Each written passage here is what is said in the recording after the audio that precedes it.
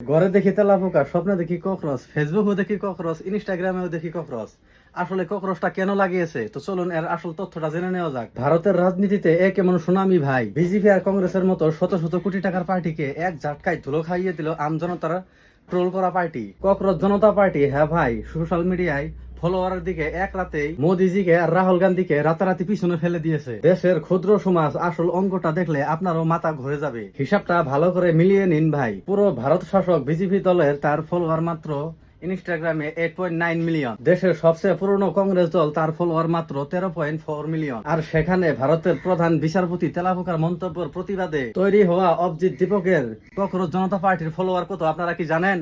তাহলে শুনুন, পুরো 18.8 মিলিয়ন। অর্থাৎ বিজেপি আর কংগ্রেসের অফিসিয়াল ফলোয়ার আছে লাখ লাখ যুব সমাজ এখন ককরোচ জনতা পার্টিতে নাম লেখাচ্ছে। ভাই, এই ডেটা একটা জিনিস পরিষ্কার প্রমাণ করে দিল, দেশের ডিজিটাল জেনজি তরুণেরা এক হলে যে কোনো বড় বড় রাজনীতিকের মুখোশ খুলে দিতে পারে। নেতারা যে যুব সমাজকে তেলাপোকা ভেবেছিল, এই কোটি কোটি ফলোয়ার তাদের অহংকার ভেঙে দিল। আপনার কি মনে হয় এই ককরোচ পার্টি কি 2026 সালে পলিটিক্স পুরো বদলে দিবে? কমেন্ট বক্সে আপনার মতামত জানান। ভিডিওটি ভালো লাগলে লাইক ফলো অবশ্যই করুন। ধন্যবাদ।